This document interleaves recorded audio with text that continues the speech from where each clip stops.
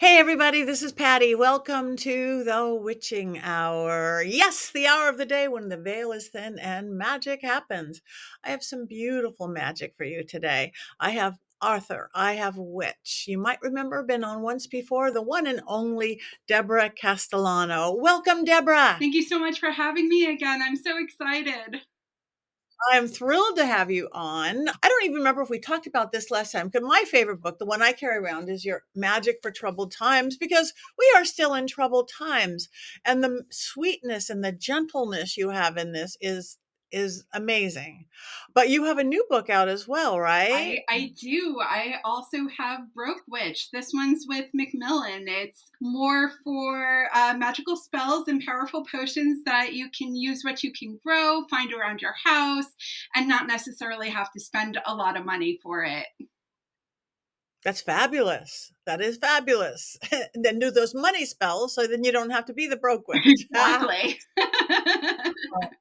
Oh, and I like that anyway, almost like I'm a reduce, reuse, recycle. Mhm. I There's just something special about using what you have and using what is there. To me, it makes it even more magic than I've got to go buy this and I've got to go buy that. Right. And I think witchcraft has become a little consumerist just because that's sort of the price we pay with to come with acceptance, basically.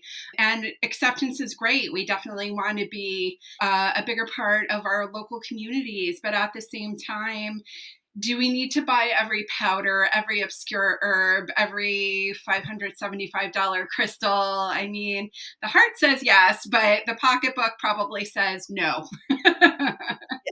Yes. So what led you to read, I mean, again, you've read a few books. You make perfumes. I'm going all over the place. I'm looking at my notes. I apologize. It's we're filming this still by a kind of a crazy full moon. I know the feeling. Um, what really intrigued me, and I know we didn't talk about before, is that you make ritual perfumes, right? I do. I do. I got kind of inspired with my roots in Catholicism that Mary Magdalene is the patron saint of perfumers. And that kind of led me down that path a bit and still does. And I just got very inspired in wanting to formulate ritual oils that can be skin safe and worn regularly and to cover a lot of different ground. And that was a place I felt very strongly called to because so much of our brain is scent focused. So much of our brain, so much of the senses we don't think about, but that are so strong for us in memory and Yes, emotion and everything. yes, So if exactly. you say like, I'm looking for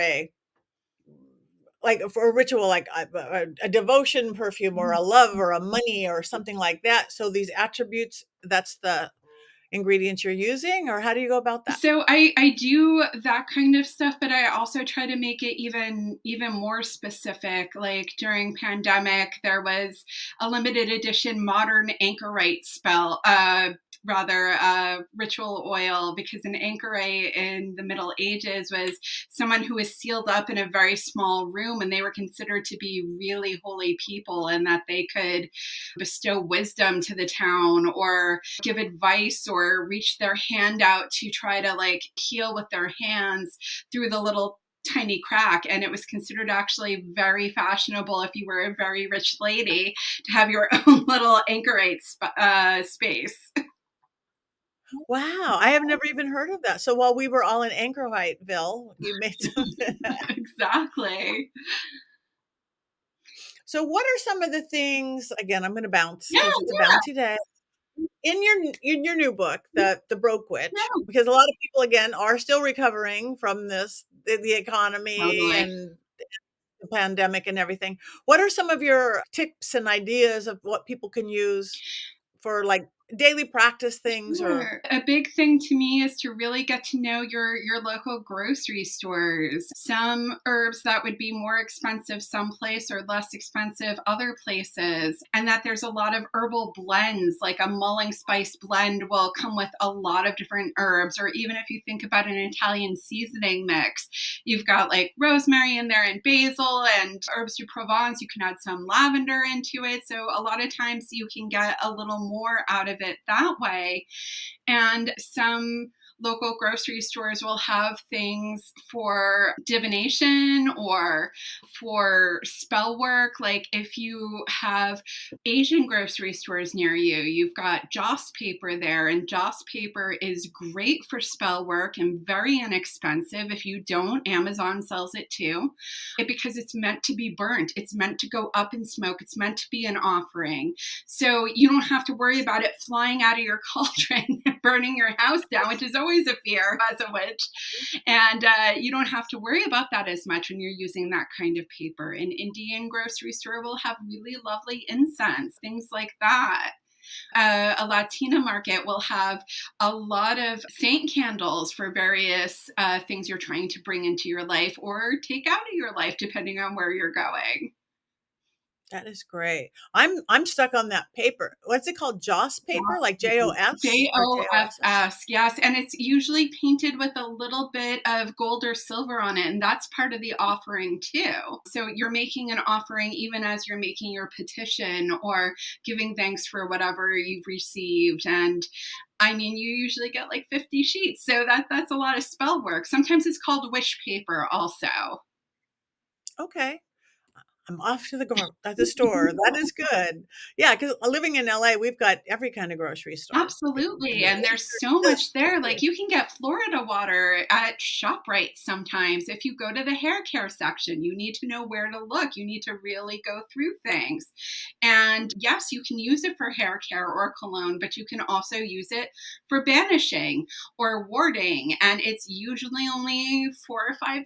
Tell us a little bit about your glamour book, because who doesn't need a little glamour right Oh, I now? know it. Even like I joke that you could do like glamour for troubled times, and there is a glamour section in there too, because it's sort of how when you've gotten past that first stage of whatever your trouble time is, health problems, divorce, grief, job loss, whatever difficulty you're going through, the next step is sort of to pull it all back together again. And glamour is really good to help you with that. So, how the most basic way of putting it is I've said that beauty is what we're all born with, and it's based on things like symmetry and cultural markers and things that you don't have a lot of control over, whereas glamour is something you have a lot of control over because you already have it inside. And my glamour is probably different than your glamour, Pat, and that's fine, but it's the thing that makes us interesting and attractive to other people. And using it sounds a little like shady, but you can be conscious of it and think about how to leverage it sometimes. Because again, we as witches need to survive however we need to survive. And sometimes it's things like you can use your glamour when you want to write a book because that's what makes your voice different than other people's, or run a podcast because that's also about your voice and the questions you ask and the things you do. And it is partly appearance based, but it is also about how do you choose to present yourself? What made you decide to put on the necklaces you put on? What made you decide to wear makeup or not wear makeup? All of these choices are valid and they're all for all genders and presentations. Yeah. Yeah, I've always used it put on a glamour, like, if I would be like, I haven't brushed my hair that day, I'm in my workout clothes, and I'm in the grocery store, and you run into, like, an ex or something, it's Yes, like, I have to put on a I have to put on a gl like, the way I it's like, and it's all energetics, it's literally all energetics, I don't have time to go comb my hair right. or change my clothes, Can't do that in the bread and aisle now. yeah, well, I've tried. That makes such a difference, so and we do need that, especially again coming out of these crazy times that we are in still in, people have hidden that light, that magic. And running into your ex at the grocery store is such a perfect example because like no, you're in your sweats, you haven't brushed your teeth or your hair or anything. And we've all been there. As much as we try to be very glamorous witches, some days we're not. That's part of it too. So the question you ask yourself is how do I pull this together? I mean, you could run. I mean, that's always an option, but they're still going to say, "Oh, I saw my ex," and they turned the other way and ran out the door as fast as possible. So your glamour is, what do you choose to do in that moment? How are you going to present yourself to this person? And it's not putting on a full dog and pony show per se of like, "Oh, I'm so great. I'm so successful." It's, "Hey, I'm okay with or without you, and this is how I'm going to express that to you." Yeah, yeah, it's an energetic, it's an attitude, and that's what all of us as witches and what we do, we take fate into our own hands and not just where the wind blows us. That is beautiful. So how did you get on your, I mean, again, I love what what you write about is so different than so many people. How did you get on your magical path? So that Experience is sort of there. an exciting slash boring story, as I like to tell it. I was in college and I was taking a lot of religion classes at the time, and witchcraft was one of the world religions being covered. And we were instructed to go to a religious event that was not our home religion. And there was a group field trip happening, but I had a protest that night because, of course, college. And I was interviewing my bestie's stepmother at the time, and she said, "You should come to my circle." And I said, "That's funny you should say that because I need to go to a different religion." So that's how I got started. And it was such a natural fit for me. I was 19, so it was definitely a broke witch at that point. And it just felt so safe and warm and inviting. And the fact that you could do this, that you could have a spiritual experience in someone's living room, was really meaningful to me and is meaningful to me to this day. That Yeah. is beautiful. That wasn't boring at all. It was an It was a school assignment. It's very Hermione Granger, but yeah, that's how I got started. I was a little younger just because just the other stuff just didn't quite work for me, but, oh, that little aha moment. So were you solitary or did you find a group?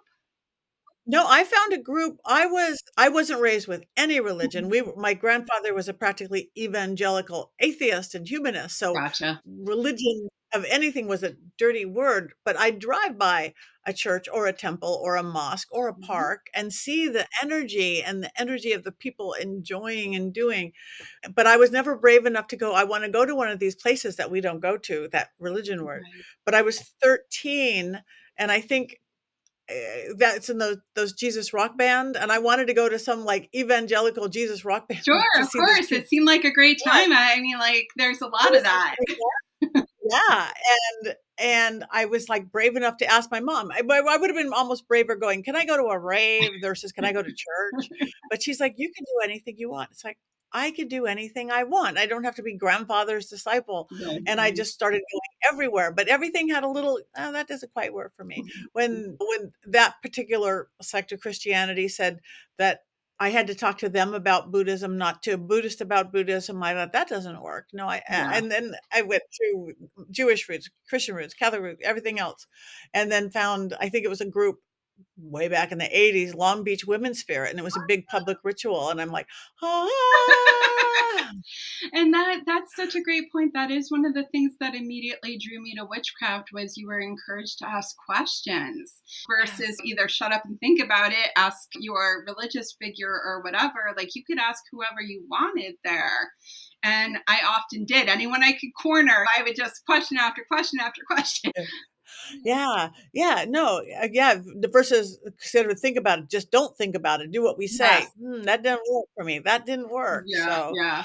Uh, so what is next for you? Do you have a new plan for your next book? Again, because what you do is so different. The glamour magic, the magic troubled times, and now the broke witch. What's next? So I But not so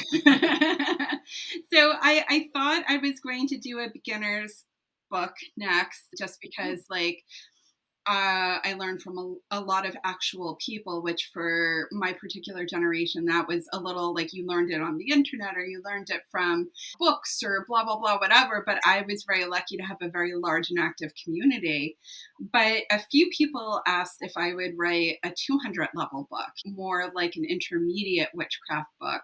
And I was very resistant to it, to be completely honest. I was like, hey, that seems like a giant pain because we're not talking like nitty gritty details, but we're not talking about like the really giant questions either.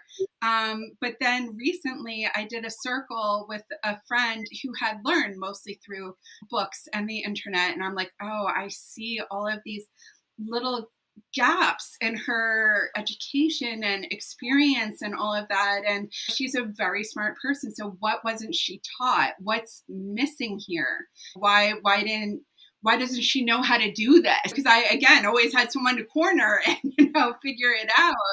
And that's what really made me decide that that's what I think I want to do. Yeah. I think that's beautiful. Yeah, and I think you're right. I hadn't even thought about that, but there is that little gap in the middle for people, again, especially the world is so different, It is so and different. people not having the living room so And much. you have all these voices, and on one hand that's incredibly exciting. There's so much about like witch talk, for example, that I love these younger people who are dressing up and interpreting the gods and goddesses as they see them and having these what looks to me like very spiritual and very important experiences. But on the other hand, you've got people teaching who might not necessarily have the experience level yet to be teaching things. So they might be missing those middle steps sometimes, either probably unconsciously. They may not even know that the middle step is there.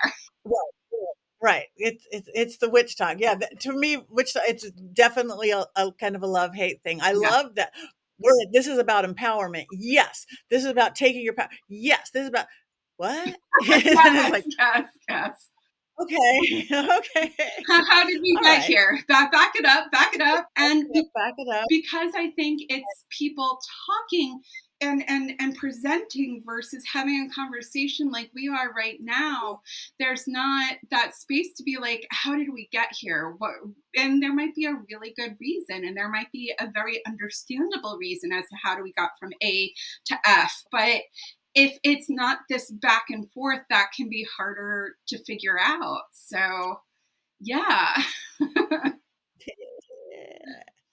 So how do you think, again, this is a different world. It's different than certainly when I was young. I'm sure when you were Oh young yeah. in this witchcraft is the popular thing out there right now. It's Wild, whether right? it's your Sephora makeup line Yes. or again, I think it is really great. But how do you think that's I mean, other than this new book, which I think that you should make is going to be really great.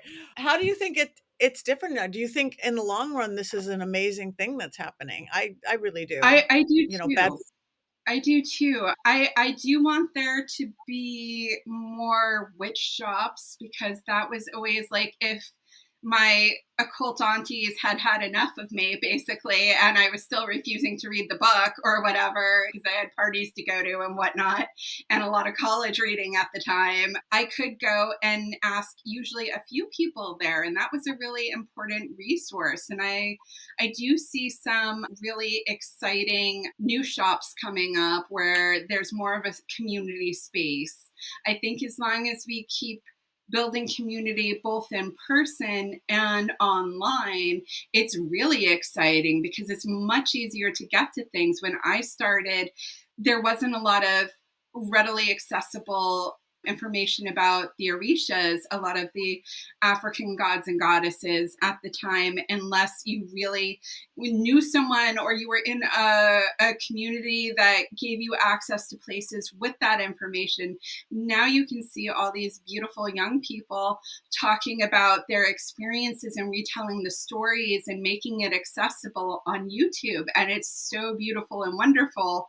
But again, with the flip side of that is you have to ask questions like, for me as a white woman, what is appropriate for me to do in that particular community? And is there anything appropriate for me to do? And that's the part that we need to keep working on, and to be inclusive of people who have different genders and different racial backgrounds and different even home religion backgrounds. Yeah. Yeah. And I am seeing that again coming together as a community. I live in the middle of Los Angeles, Mhm. so we have some beautiful occult and witchcraft shops. And again, most of them are getting bigger and bigger spaces for workshop spaces and Yes, ritual spaces, public ritual spaces. I know two of my favorite shops have huge Beltane, like hundreds of people going on, and not just a little maypole around whatever. It's right. like this is an event, and it's beautiful for people who don't have their circle yet or Oh, at all or work solitary, because I do think we do need that camaraderie of coming together, whether it's a small circle or getting a place you can go to with public ritual. That's even probably why I started my school, even though my school is still online. yeah. It brought people together that don't come together, that didn't have somebody to just chat with. And not everyone does. Not everyone lives in a place where they have numerous groups to choose from, or even a group to choose from. And that's why a lot of people wind up solitary. And there's nothing wrong with being solitary, but you want to also still have some brainstorming sessions. You want to find people to talk to, not even as like necessarily always teachers, even peers, or hey, I learned this thing last week. Did you know this? Like, Yeah. Yeah. No, that I think that's necessarily for all of it.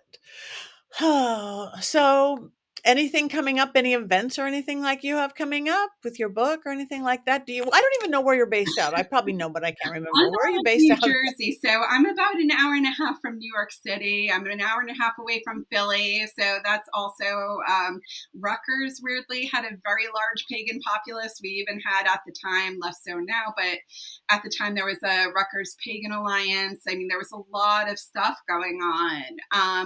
I do have, I believe, I have an event coming up at the Veiled Crow in Rhode Island in, I want to say, 2 weeks. Um, but we're still finalizing that. Okay, awesome. So anywhere in that area. Again, I'm such a West Coast girl. When I'm back east, which is a lot, I never know where I am, but I am going to be in New Jersey somewhere this year Oh, on a really? battleship. There's a battleship somewhere. Okay, okay, yeah. Um, anyway, well, tell us where people can get your books and all your books and your new book and tell a little bit about your books. Because again, I'm just going to keep reading this one. But tell us where to get your new one, where they could find you, your website, your social media. My website is deborahcastellano.com, and that'll give you all my socials and everything like that. That'll give you my shop info and all of that good stuff. And if I'm doing any appearances, podcasts, etc. And you can buy my books. All of them are available on Amazon, but most indie local bookshops are willing to order if they don't have it already. I know Target has Broke Witch, and Barnes and Noble has my books as well. Beautiful. Yeah. Go to a bookstore when we can. Yes, well, we still have them. Well, we still have them. Yeah.